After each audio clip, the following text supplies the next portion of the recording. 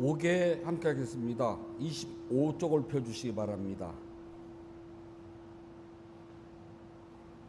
용서하여 주십시오.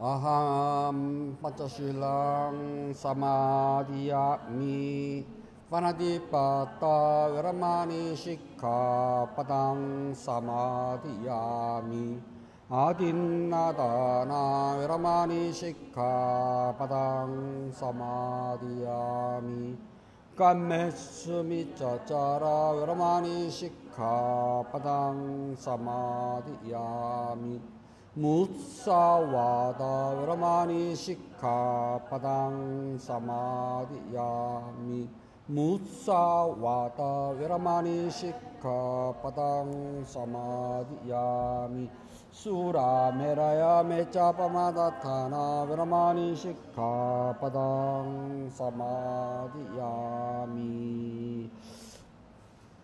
7월 20일 셋째 주 일요 본문을 시작하겠습니다. 부처님 말씀 함께 하겠습니다. 상육다니까야 1권 20번 쌈이따경 9번 구절입니다. 표현할 수 있는 것을 인식하는 중생들은 표현할 수 있는 것에 머물러 있으니 표현할 수 있는 것을 철저하게 알지 못하면 죽음의 굴레에서 헤매게 된다.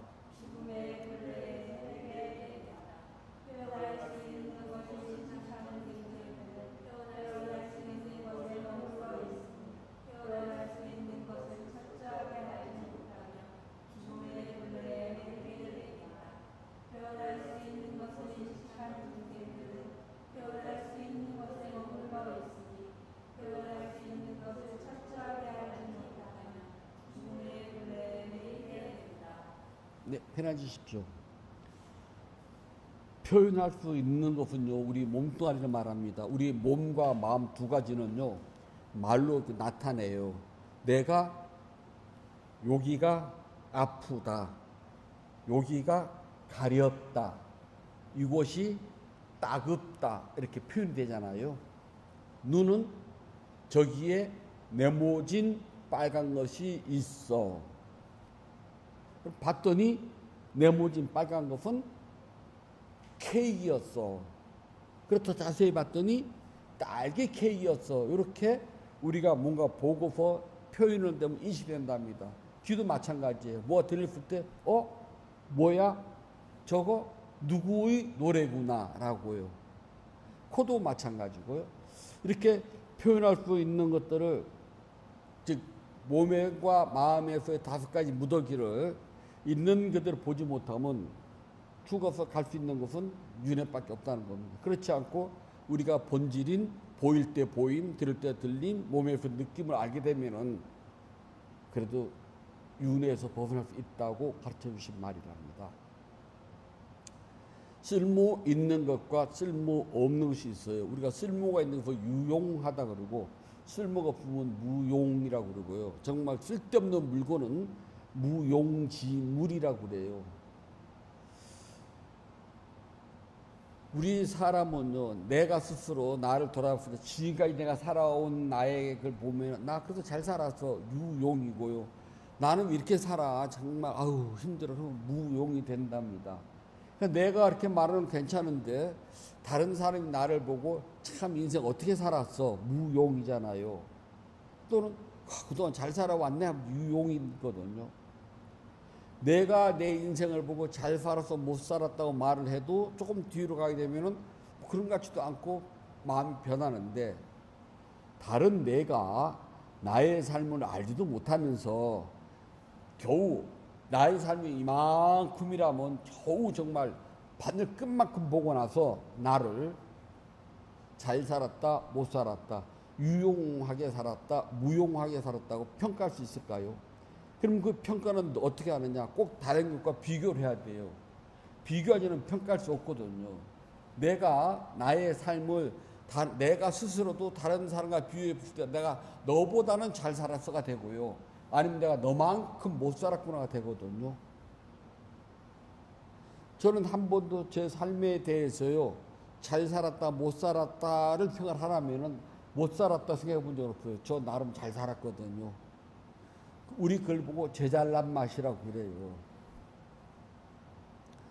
남과 비교하면 나눴잖아요. 어디다 비교에 따라 다르답니다. 학식으로 비교를 하게 되면 박사님들이 저보다 훨씬 똑똑하고 잘났겠죠? 다른 걸 비교하게 되면은 나보다 잘난 사람이 날 비교하면 저는 아무것도 건들 게 없어요. 그다음 나보다 못난 사람한테 보면은 난 다 잘났답니다. 그렇지 않고 무시해요. 그건 남하고 비교해봤자 이렇게 하나도 없거든요. 오로지 그냥 내가 내 삶을 봤을 때 사람 실수 없는 사람 어디가 있대요. 잘못 안 하고 일평생 정말 부처님 가운데 토막처럼 살 사람 없어요. 전부 다 실수도 하고 허물도 있고 잘못도 가졌는데 그것을 알고 고치고 살아왔느냐, 알면서 못 고치느냐, 아니면 지금까지 그냥 모르고 사느냐, 그 차이점 뿐이에요. 지금까지 뭘 잘했는지 잘못했는지 모르고 산다면 문제가 있는 바보고요. 잘못한 줄 알고 있지만 고치지 못하고 지금도 그걸 계속하고 있다면 그것도 잘못이고요. 잘못했어. 그러나 난 고쳤어. 그래서 조금 내가 바른 길로 들어왔어. 잘 산 겁니다. 평가는 여기다 둬요. 내가 스스로 나를 봤을 때에 우리 스님들이라면 또 불자님들이라면 부처님께서 정해놓은 법태도로 안에서 봤을 때에 나 잘못을 했지만 그래도 내가 잘못을 알고 고쳐가면서 많이 한꺼번에 팍은 못 고쳤어요. 그러나 살아가면서 조금씩 잘못을 고쳐서 나 지금까지 살아왔거든. 그러면 잘 산 거랍니다. 우리 모두 잘 살았잖아요. 부처님 법을 몰랐을 때는 내가 그것이 잘한 일인 줄 알고 살았지만 부처님 법을 알고 나서부터는 아, 요건 잘못된 거야 라고 알아서 난 고쳤어 라고 되잖아요. 예를 들어서 제가 지독한 꼴차라고 가정을 합시다. 저는 일평소 담배 딱 한 모금 펴봤거든요. 군대에서요. 딱 한 모금, 두 모금도 못 펴봤어요. 그 독한 것을 어떻게 물고 사는지 이해가 안 돼 지금도요. 그런데 그전에는 담배라는 데서 죄의식 없이 내가 가만 피고 살았는데 부처님께서 말씀하신 거 보니까 정신을 혼미하게 하거나 아니면 중독성이 있거나 술이나 마약 다 들어가거든요. 그러니까 담배도 마약이라고 그러잖아요. 중독성이 있잖아요. 그것을 하지 말라고 했는데 나는 그 전에는 담배라는 것이 나의 마음을 안정시켜주고 복잡하고 초조할 때는 한 대를 탁 피게 되면 초조한 마음이 가라앉고 불안한 마음도 가라앉고 마음이 좀 내가 느긋해지고 용서하는 마음이 생겼어. 그래서 나 쭉 폈거든요. 근데 부처님께서 그런 것들조차도 정신을 혼미하게 하고 습관성을 갖도록 하는 것이기 때문에 하지 말아라. 부처님 당시 때 인도에 담배는 없었어요. 근데 부처님 당시 때 인도에 마약은 있었습니다. 가장 유명한 거 대마초, 하시시. 인도에서 나온 하시시거든요. 인도말 하시시예요. 하지 말라고 그랬거든요. 부처님이요. 그래서 내가 알고 났더니 아, 담배는 끊어야 되는구나, 하지 말아야 되는구나. 이렇게 습관성이 있고 마약 성분이 있고 내가 여기에 의존을 하는구나. 즉 의존을 한다는 겁니다. 마약은. 내가 불안하고 뭔가 긴장을 하고 뭐 그럴 때는 나도 모르게 담배 딱 한다. 그렇다면은 이건 잘못된 거다. 알고서 한 번에 단박에 딱 뜰 수도 있지만 난 그런 의지가 약해. 그래서 서서히 한갑했던 사람이 반각이 되고 반각이 한 10가지가 되고 또 10가지가 뭐 이렇게 점차 난 줄여가고 있어. 그러면 잘 산 거예요. 왜냐하면은 피는 사람보다는 줄이는 거, 닦은 더 좋고요. 그렇기 때문에 우리의 삶은 남과 비교해가지고 잘 살았다, 못 살았다 할 필요가 없다는 겁니다. 그냥 자기가 자기 기준 봤을 때의 기준은 어디냐? 부처님 가르침에 비교해서 봤을 때. 그래도 나는 그 가르침에 100%는 못 따라가지만 그래도 뭐 10%, 20% 또는 1%, 2%라도 따라가면서 조금이라도 나를 변화시키고 부처님 쪽으로 가까이 가려고 그래. 그러면 잘 산 거랍니다. 자기가 자기 입으로 해놓고 나서도 책임지지 못하면 그걸 무용이라고 그래요. 또 자기가 한 말에 책임을 지려고 노력을 하고 조금이라도 책임을 가지고 있으면 유용이라고 그래요. 그런데 다른 사람에게 말을 전해 듣고 그 말을 전했는데 내가 그 말 뜻도 모르고 들은 사람도 모르면 그것도 무용이랍니다. 신들의 말을 누군가가 듣고 그걸 다른 사람에게 전했어요. 근데 그 사람이 그 말 뜻을 알아들었어요. 그러면 유용입니다. 근데 신의 말을 들었어요. 내가 이해도 못했으면 무용이고요. 난 이해를 했어요. 근데 다른 사람한테 전했는데 그 사람이 그걸 못 알아들어요. 무용이랍니다. 신들의 세계에서 신들의 말은 아무 의미가 없어요. 근데 신들의 말을 인간의 말로 전했을 때가 유용이랍니다. 한국 사람이 한국에서 한국 사람 만나서 한국말을 무조건 하는 건 아무 의미 없어요. 근데 외국에 나가서 봤더니 한국말 하는 사람이 있어요. 외국인인데도. 그럼 반가서 말을 통했어요. 그때는 유용입니다. 제가 저 김포로 법회를 가잖아요. 근데 그게 가면은 경기도 김포시가 아니라요. 경기도 방글라데시, 경기도 미얀마시, 경기도 파키스탄시, 경기도 필리핀시예요. 그래서 버스를 타려고 서 있으면은 막 지들끼리 이야기하면서 가잖아요. 근데 제가 다른 말은 몰라도 미얀마 말은 알아듣잖아요. 말은 잘 못해도 그래서 알아는 듣거든요. 그래서 쳐다보고 미얀마 말로 민글라바 하고 인사를 해서 안녕하세요 했더니 사람들 깜짝 놀래요. 어떻게 아냐고. 내가 저기 양곤 참매에 살았다고 막 하자고 그래. 안다고. 유용이랍니다. 우리가 부처님 말을 우리끼리는 전했을 때는 알아들어요. 그건 유용이에요. 근데 다른 데 가서 했더니 붓다라는 말도 모르고 단말도 모른다면 부처님 말씀은 무용이랍니다. 수행도 마찬가지예요. 언제 어디서든지 내가 하겠다고 마음먹는 순간 하게 되면 유용이에요. 근데 하려고 하면 도구가 필요하고 장소가 필요하고 시간이 필요하고 뭔가가 특별한 게 필요한데 그게 아무것도 못하잖아요. 그러면 무용이랍니다. 예를 들어서 차명상을 해요. 근데 차명상을 하고 싶은데 차가 없어요. 소용이 없는 거잖아요. 요즘 뭐 싱잉벨가 이렇게 티베식으로 이거 이렇게 돌리면서 하는 명상이 있거든요. 그 사람은 명상하려면 반드시 이게 있어야 돼요. 싱잉볼이. 이거 없으면 못 하거든요. 또 티베식으로 그 만다라를 하는데 그냥 하지 않아. 티베트 사람들은요. 앞에다가 이렇게 도구를 갖춰놓고 막 쌓으면서 계속 주문을 외우고 하거든요. 그거 없으면 소용이 없거든요.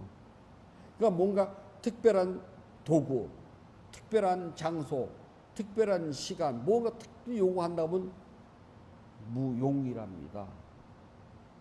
근데 세상은 유용과 무용이 많아요. 부처님은 시간, 도구, 나이, 장소, 남녀 뭐 이따 그렇지 안 가려요. 누구든지 언제든지 어디서든지 부처님 기본이 부처님 보면 유용이랍니다. 단 아는 사람끼리 모르면 무용이에요. 아무 쓸모가 없어요. 그래서 지금은 별별 사람이 다 나와서 별별 말로 다 부처님 말씀이라고 막 주장하고 나와요. 근데 가만히 듣고 보면 이제 저희 같은 사람은 말을 안 해도 저 부처님 말씀만으로 지 말씀이네 그러면은 부처님 가르침을 뒤집어 쓴 무용이거든. 진짜 많아요 요새요. 인터넷에 보면은 막 요즘 엄청나게 돌아다니거든요. 보면은 수행도 엄청나게 많아요. 가서 한번 쳐다보면은 수행하는 거 딱 보면 알거든요. 걷기 명상을 한다 그래요. 근데 한꺼번에 쭉 써가지고 법당을 뺑뺑 돌거든요. 도는 건 뭐라고요? 산보예요. 직선거리로 알아차면서 왔다 갔다 하는 거거든요. 긴 거리 아니요. 적당히 짧은 거리. 그런데 뺑뺑뺑뺑 같이 돌면은 여러분들은 이해되죠? 왜 아니라는 게. 한날 한시에 똑같이 써도요. 빨리 가는 사람, 천천히 가는 사람 다 달라요. 왜냐면 알아차리는 능력, 그건 타고난 능력이거든요. 달 수밖에 없어요. 그런데 일렬로 쭉 써가지고 뺑뺑 돈다? 여러분들은 그 듣는 순간 여러분들 뭐라 그럴까요? 세 글자, 웃기네. 이해되잖아요. 여러분들은요. 절대 그렇게 할 수 없다는 걸요. 여기서 단 두 분만 해도 걷는 게 달라요. 근데 3, 40명이 그렇게 말도 안 되는 소리거든요. 거기다가 인터뷰를 막 찍어서 올려요. 사실 그건 찍어서 올릴 게 아니거든요. 수행을 해본 사람은 절대 해서는 안 될 거예요, 그게. 근데 찍어서 올리는 걸 들어보면은, 아니, 무슨 개떡 같은 말을 한대. 그러니까 개떡 같은 보고를 개떡같이 답변해 줘요. 제자가 개떡처럼 말해도 스승은 찰떡처럼 알아들어야 되잖아요. 그때 그는 뭐라 그러냐? 무용이라고 그래요. 쓸모가 없다는 겁니다. 그러니까 왜 이렇게 쓸모없는 짓거리를 하느냐? 그럼 부처님께서요. 우리 몸과 마음이라고 하는 것은 언제든지 표현을 할 수가 있어요. 표현할 수 있는데도 표현 못하기도 하지만요. 대부분의 사람들은 우리 몸과 마음이라고 하는 것을 8가지 방법을 통해서 표현을 한답니다. 첫 번째는 애욕이라고 그래요. 좋아하고 싫어하는 거. 그쪽으로 표현을 해요. 아, 저게 좋아요. 이게 좋아요. 저는 앉는 것보다 걷는 게 좋아요. 저는 걷는 것보다 앉는 게 좋아요. 말할 수 있잖아요. 이거 애욕 때문에 합니다. 사실 걷는 거 되게 쉬울 것 같죠? 해보라지. 절대 안 쉬워요. 정말 앉는 게 더 편해요. 그런 생각 안 들어가요?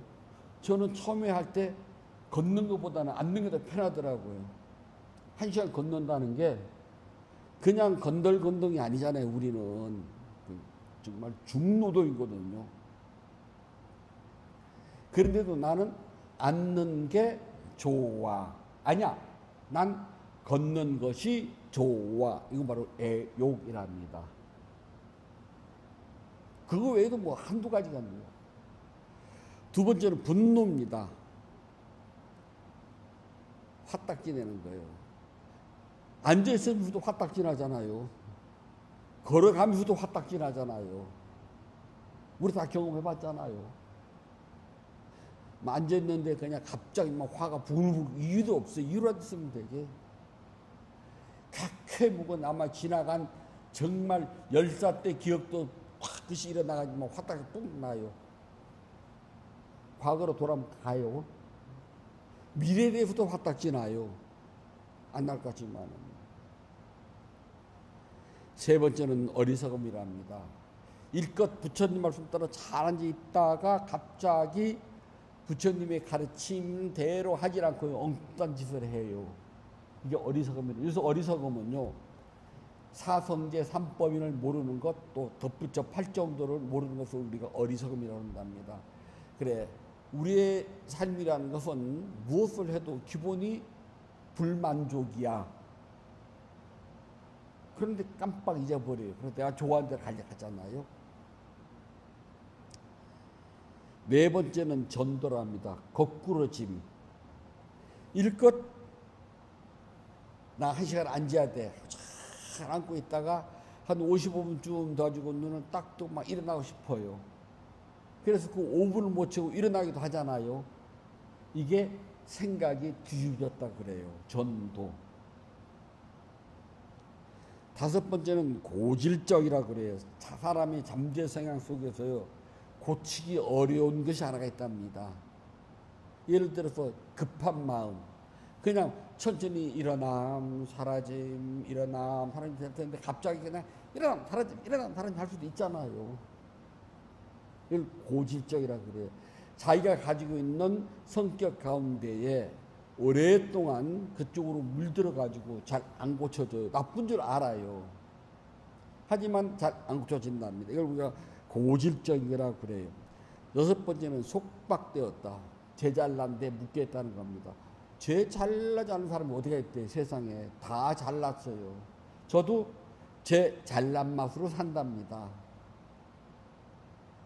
그리고 제 잘난 맛이 없으면요, 이 세상은 못 살아요. 그래서 나온 우리말이 지렁이도 밟으면 꿈틀을 한다고 그러거든요. 그러니까 지렁이는 꿈틀거리는 잘난 맛이 있답니다. 다음에 이 제잘난 맛을 가진 사람들은요, 그 다음에 일곱 번째가 확고하지 못해요. 의심이 많답니다. 부처님 가르침에 대해서, 담마에 대해서 확고하게 믿음을 가지지 않는데 진짜일까? 맞을까? 수행을 하다 보면은요, 내 몸과 마음에서 일어나고 사라지는 거예요. 근데 한순간 의심이 들어가요. 이거 맞을까? 모든 현상은, 수행하면서 난 모든 현상은 내 몸과 마음을 절대 벗어나지 않아요. 그러니까 부처님께서 말하는 세상은 우리가 우주 삼라만상이 아니에요. 내 몸과 마음 안에서랍니다. 그래서 모든 현상은 내 몸과 마음에서 만들어내는 거예요. 확인할 필요 없어요. 근데 의심을 가지고 눈을 살짝 떠서 보기도 해요. 또는 만져보려고도 하고, 또는 생각이지만은 진짜일까 하고 가거든요. 예를 들어서요, 수행을 하는 도중에 갑자기 앞에 하얀 기둥이 탁 서 있다고 가정을 합시다. 눈을 감아놨더나 너무나 생생해요. 하지만 실제는 없는 겁니다. 수행상에서 나타난 모든 것들이 실제 하지는 아니거든요. 이건 나의 몸과 마음에서 만들어낸 하나의 일종의 그냥 모양, 리미터일 뿐이잖아요. 그리고 우리는 그런 현상이 나타나면 현상을 그냥 의심하지 않고 있는 그대로 알아차린답니다. 눈에 보일 때는 보임, 느껴질 때는 느낌, 그냥 생각만 할 때는 생각. 그걸 눈을 뜨고 쳐다보거나 손으로 만져보거나 그러지는 않잖아요. 그런데 바르게 수행을 하지 못한 사람들은 그런 것들이 나타나면 당황스러워요. 또는 되게 신기해요. 아주 신기하면 또 해보고 싶어요. 당황하면 놀래요. 놀래면 병이 되겠죠. 신기하다고 생각해서 그걸 또 해보고 싶으면은 수행은 진일보라고 그랬죠. 앞으로 나가는 겁니다. 뒤로 후퇴하는 백도는 없다고 그랬잖아요. 같은 현상이 나올까 안 나올까요? 여러분도 알다시피 절대 안 나와요. 바뀌죠, 다음에 모양이. 그런데도 바뀌는 것을 애써 무시하고 뒤에 옛날에 해봤던 것을 자꾸 다시 또 생각되면은 수행은 퇴보한답니다. 그걸 보고 뭐라 하냐? 예수님 말하는 의심이라고 그래요. 의심은 확고하지 못하기 때문에 우선 부처님 법에 대해서 단마에서 확고한 믿음을 가져야 되지만은 수행에 대해서도 확고한 믿음을 가져야 되는데, 확고한 믿음을 가지려면 스승으로부터 가르침이 필요하답니다. 그런데 안타깝게도 우리나라는 스승이 거시기 하잖아요. 석 달 내내 아주 공부를 해요. 우리 안거 결제라고 하잖아요. 근데 석 달 내내 공부를 하면서 스승을 한 번도 못 만나요. 가르침이 없다는 소리를 합니다. 그럼 그 공부는 의심밖에 안 생겨요. 왜냐하면 내가 하면서 믿음을 가질 수 있는 신념이 안 생기잖아요. 스승으로부터 우리처럼 수행하고 나면 바로 또는 이틀 한 번이라도 법문을 듣고 또 지도를 받으면 그런 데 대해서 의심을 안 가져요. 그냥 확고한 믿음을 가지고 알아차릴 뿐이죠. 그 알아차림도 대상에 따라서 눈에 보일 때는 보임, 귀에 들리면 들림, 코로 향기가 들어오면 향기, 혀로 맛본 본다면 맛봄, 느껴지면 느낌, 그렇게 해요. 그래서 우리는 의심을 하지 않게 되는데 그냥 의심이 생긴답니다. 마지막 8번째는요, 흔들리는 마음이라고 하는데 이건 들뜸이라고 그래요. 이렇게 잘 앉아 있었는데 지난 시간까지 너무 잘 됐어요. 근데 이번 시간 또 앉았으니까 갑자기 조바심이 생겨요. 뭐 시간도 안 가는 것 같고, 뭐 궁둥이가 들썩들썩하고, 발바닥은 간질간질하고, 왜 이렇게 그냥 스님은 자꾸 왔다 갔다 하시는지, 그 청풍이 왜 돌리는 거 시끄럽게 죽겠는데 안 돌리면 안 되나? 그리고 걸레 닦는 소리, 마루 닦는 소리가 이렇게 시끄러워. 그냥 살발 닦지 벽에 탕탕 부딪힌 소리가 나고 하고서 신경이 그쪽 다 쏠리는 걸 뭐냐? 들뜸이라고 그래요. 위축있다. 흔들리는 마음. 이게 생기게 되면은 우리가 표현할 수 있는 이 8가지랍니다. 보통 사람들은요.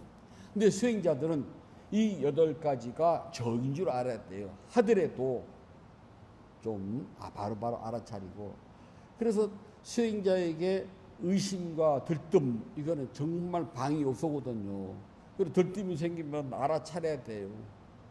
그냥 현상이 생기는 대로 급한 마음이면 급함, 들리면 들림, 보이면 보임, 또는 등등. 이렇게 표현을 하게 되는 것은 우리가 물질과 비물질, 즉 몸과 마음을 구성하는 5가지. 이 세상을 쳐다볼 것도 없어요. 오직 나. 나를 봤더니 내 몸은 물질과 비물질이라는 5가지인데 그것을 여기서 말하는 8가지를 표현합니다. 첫 번째 애욕, 두 번째 분노, 세 번째 어리석음, 네 번째는 거꾸로 진다는 전도, 5번째는 잘 낫지 않는 고질적인 것, 6번째는 꽁꽁 묶였다, 속박, 7번째는 확고하지 못하다, 8번째는 들뜸. 흔들리는 것을 들뜸이라고 그러거든요. 네. 이것 때문에 우리는 깨달음이라고 하는 목표에서 자꾸 벗어나게 돼요. 벗어나면 갈 곳은 어디냐? 윤회라는 것밖에 없다는 겁니다. 부처님께서는 어떻게 비유를 하냐면은 여기에 강이 흐르고 있다. 근데 강 끝에는 폭포가 있다. 처음에는 강이 완만하게 천천히 서서히 흐르지만은 폭포에 가까워질수록 물줄기는 거세고 빨라질 것이다. 그리고 폭포의 끝에 다다르면 떨어져야 된다. 영리한 사람은 폭포 끝에 가기 전에 배를 돌려서 거슬러 올라간다. 근데 폭포 끝에 가까워진 사람들은 죽을 힘을 해도 거슬러 올라가기가 힘이 든다. 즉 죽음이란, 폭포는 죽음이잖아요. 죽음에 가까워지, 나이가 먹을수록 있잖아요. 배를 되돌리기가 힘들어요. 한 살이라도 폭포에 좀 멀어졌을 때 열심히 닦아야 된답니다. 저는 미얀마에 40이 넘어서 갔잖아요. 주시는 30대 막 초반이고요. 힘들어요. 저 힘들어 죽는 줄 알았어요. 그래도 한국에서 그 나름대로 뭐 오랫동안 했으니까 그래도 우리 그게 있잖아요. 관록이라는 게 무시할 수 없잖아요. 하지만 몸은요 힘들어요. 지금 이제 인도 성지 순례기를 하루에 10시간씩 앉아서 쓰고 있어요. 그러면은 이제 끝날 때쯤 되면 아무것도 안 보여요. 막 글씨가 겹쳐서 보이고요. 작은 글씨는 한 5개쯤으로 그냥 막 포개서 보이고, 그리고 엉덩이도 아프고 다리도 막 밑으로 쏠리는 것 같고요. 어깨도 아프고 그래요. 한 살에도 젊었을 때 했을 걸. 이 나이 70은 내가 웬, 남들은 다 놀 때에게 웬. 근데 어떻게 보면 나 잘 살고 있어 하고 또 자만심 갖잖아요. 폭포의 끝에 가까워지면 다 힘들어요. 근데 우리가 안타깝게 폭포의 끝이 어딘지 언제쯤 올 건지 알면은 걱정을 덜 할 텐데 모른다는 사실이에요. 그래서 우리 모두가 폭포 끝에 있다고 마음을 먹고 열심히 배를 되돌려서 거슬러 올라가야 된답니다. 그래야지 쓸모가 있지, 그냥 물 흘러가는 대로 따라가면요 쓸모가 없어요. 쓸모있게 사는 법은 딱 하나랍니다. 부처님 가르침을 잘 기억을 하고, 그래도 몇 때에 시시때때로 짬만 나고 틈만 나면은요 한 번쯤은 부처님 방식대로 알아차림을 하는 거랍니다. 그냥 하루에 한 번이라도요. 그 힘이 어떻게 알아요? 마지막 목숨이 딱 떨어지는 사몰심이 왔을 때에 죽음 하고서 알아차리는 그 힘으로 도와 과를 성취할 줄이야. 그건 아무도 모른답니다. 부처님 가르침을 잘 기억을 해서 실행에 옮겨야 된답니다. 그걸 수행이라고 그래요. 그러면 때때로 하다 보면 반드시 유용한 결과를 얻을 거랍니다. 부처님께서 말씀해 주셨습니다. 쌍악다니까야 1권 20 경유경 9번 구절입니다. 그러나 표현할 수 없는 것을 철저하게 알면 표현하는 사람은 더 이상 개념적인 존재로 여기지 않으니 번뇌를 다한 그에게 그런 것이 존재하지 않기 때문에 그를 표현할 그 어떤 것도 그에게 존재하지 않는다.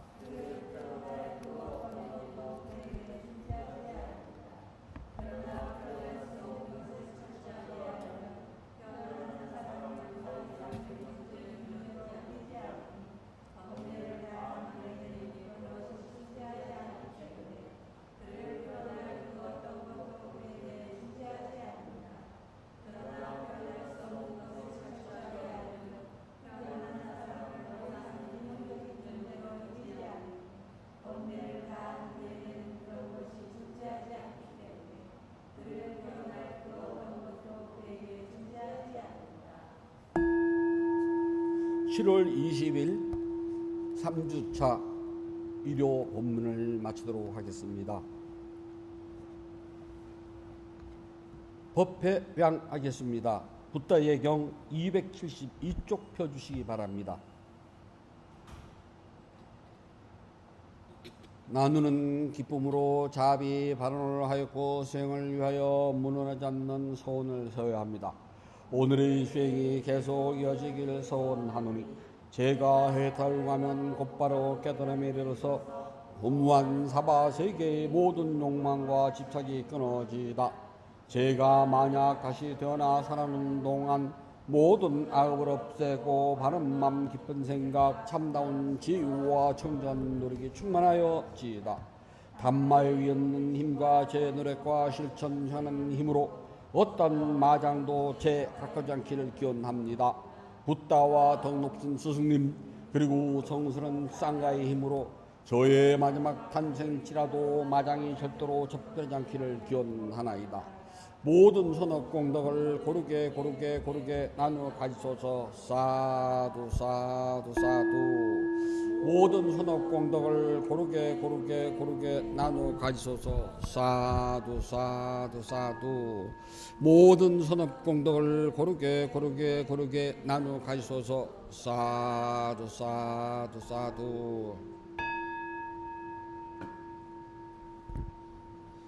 7월 20일 3주차 유료 법회를 마치도록 하겠습니다. 모두 행복하세요.